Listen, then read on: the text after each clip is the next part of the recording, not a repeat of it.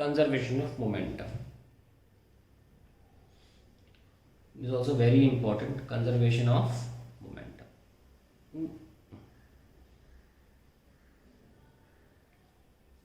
मान लीजिए दो बॉडीज हैं,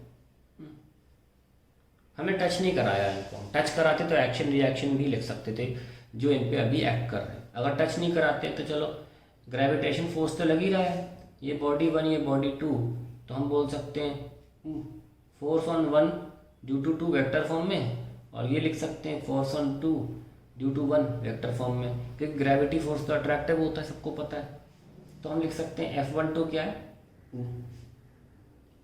force on one due to two, और F21 क्या है, force on two due to one.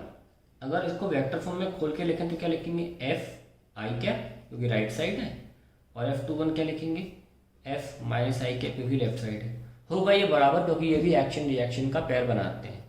तो हम अगर नोटिस करें तो F12 प्लस F21 क्या हुआ, 0। हम देख सकते हैं कि जो इंटरनली फोर्सेज हैं, एक्सटर्नल फोर्स तो नहीं था यहाँ पे, इंटरनल फोर्सेज हमेशा एक दूसरे से ऐड होकर 0 कर देते हैं। अब बारी आती है हमारी कि मान लीजिए इसी सिस्टम पर हमने एक फोर्स लगाया इस बॉल के ऊपर F1 एक्सटर्नल, और यहाँ पे भी फोर्स लगा दिया एक्सटर्नल F2, किसी भी डायरेक्शन में, उससे फर्क नहीं पड़ता क्योंकि हम ऑलरेडी वेक्टर फॉर्म में ले ही रहे हैं। तो let's write total force on, ये 1 है और ये 2 है, ऑन बॉडी 1 क्या लिखोगे, F टोटल, एक तो F1 एक्सटर्नल प्लस F12, ये लिखोगे ना। देखो F12 ऑलरेडी लग रहा था और हमने बाहर से एक्सटर्नल भी लगा दिया। फिर लिखो total force on body 2, Ft, ये 1 लिख लो और ये 2 है, F2 एक्सटर्नल प्लस F21, ये हमारा टोटल फोर्स बॉडी 2 पे हो गया। अब कोई भी फोर्स जैसे कि F1 एक्सटर्नल, टोटल फोर्स कोई भी न्यूटन के सेकंड लॉ के according rate of change of momentum लिखा जा सकता था dp1/dt, क्योंकि पहली बॉडी थी तो मैंने 1 से फिक्स लगा दिया। उस तरीके से ही F2 external plus F21, this will become d/dt of P2। Vector sign बिल्कुल ना भूलें, ये देखो लिख दिया। आइए अब इन दोनों इक्वेशंस को फर्स्ट एंड सेकंड को हम ऐड कर लेते हैं। बहुत ही बेहतरीन चीज निकल के आएगी। So d/dt of P1 plus P2 is equals to F1 external plus F12 plus F2 external plus F21, ये हो गया। So d/dt of P1 plus P2 is equals to, add करें, F12 प्लस F21 तो 0 था, तो F1 external plus F2 external. So d/dt of P1 plus P2 is equals to F external. तो net external force on the system. तो पहली चीज तो हमने साबित करी, कौन सा, सेकंड लॉ, कि हमेशा एक्सटर्नल फोर्स ही होता है rate of change of momentum, internal cancel हो जाता है। ये बहुत इंपॉर्टेंट प्रूफ है, proof that rate of change of momentum is directly proportional to the external force applied, not just force. अगर मैंने इसे फोर्स लिखा है डेफिनेशन में, let me change it to external. Second law, ये रहा सेकंड लॉ, आओ चेक करते हैं। The rate of change of momentum is directly proportional to the applied external applied force. हाँ यहाँ लिखना चाहिए था हमको, आप भी चेंज कर लीजिए। ये तो प्रूफ किया हमने कि rate of change of momentum is directly proportional to the externally applied force. Now if F external is 0, अगर आपने एक्सटर्नली कोई फोर्स लगाया ही नहीं तो d/dt of P1 plus P2 क्या हो जाएगा, 0। That means P1 plus P2 will be constant, that means कि P1 और P2 जो रहेंगे, यानी कि नेट मोमेंटम जो रहेगा सिस्टम का, वो कभी नहीं बदलेगा। अगर एक्सटर्नल फोर्स नहीं लगाया, इसे बोलते हैं conservation of momentum. So if no external force acts on a body, then the momentum remains unchanged। जो पहले मोमेंटम था वही बाद में रहेगा। इससे ये साबित होता है, क्योंकि हमको पता है कि डिफरेंशिएशन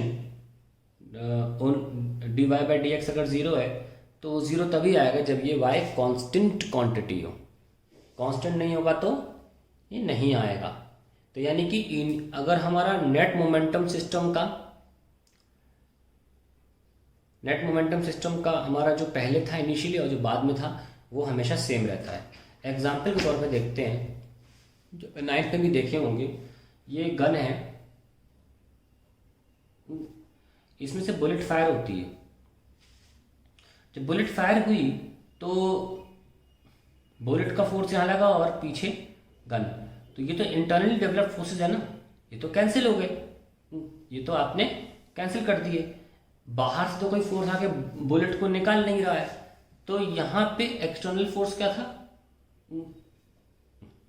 ज़ीरो था। इसका मतलब इनिशियली अगर मोमेंटम लिखें, मोमेंटम इनिशियली तो ज़ीरो था, क्योंकि ना बंदूक दौड़ रही थी ना कहीं बुलेट दौड़ रही थी, तो इनिशियली मोमेंटम क्या था, ज़ीरो। फाइनली दोनों दौड़ रहे हैं। फाइनली देखा जाए तो मोमेंटम दोनों के पास है, बंदूक की गोली के पास भी है, मान लो बुलेट का मास छोटा है मान लें और स्पीड मान लें u, और गन के पास भी है, मास ऑफ गन को कैपिटल M मान लें और स्पीड मान लें v। लेकिन क्योंकि एक्सटर्नल फोर्स ज़ीरो है, हम लिख सकते हैं P इनिशियल और P फाइनल क्या होंगे, बराबर। तो 0 equals to mu plus mv। तो आप देख सकते हैं वेलोसिटी क्या आ जाएगी गन की, ये देखो, एक तो वेलोसिटी कम आएगी क्योंकि मास नीचे बड़ा है, और सबसे इंपॉर्टेंट बात ये है कि नेगेटिव साइन का मतलब हुआ कि velocity of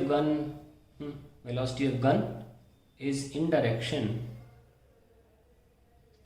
opposite to that of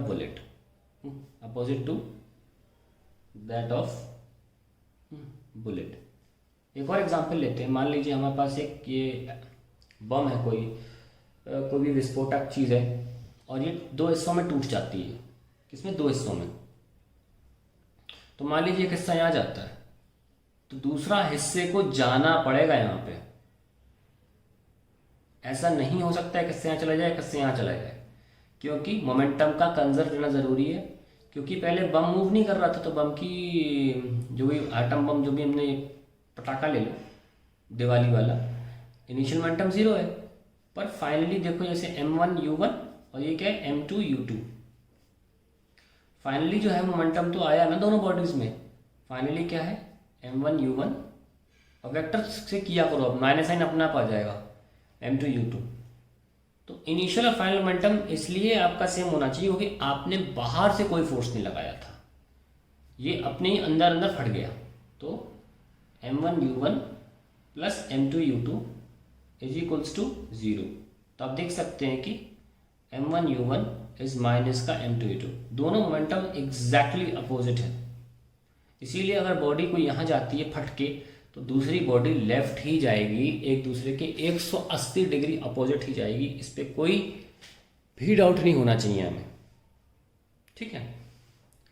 तो हमारे पास दो एग्जाम्पल हो गए हैं इसके, ऐसे बहुत सारे एग्जाम्पल ले सकते हैं। एक एग्जाम्पल और ले लेते हैं, नाव से उतरने वाला। जब नाव से उतरते हो, बाहर जाते हो, तो नाव जो है वो उधर शिफ्ट हो जाती है ना।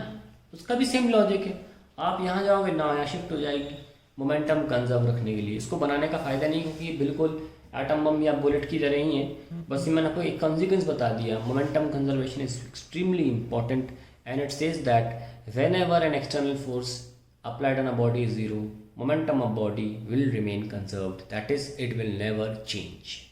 That is all about momentum.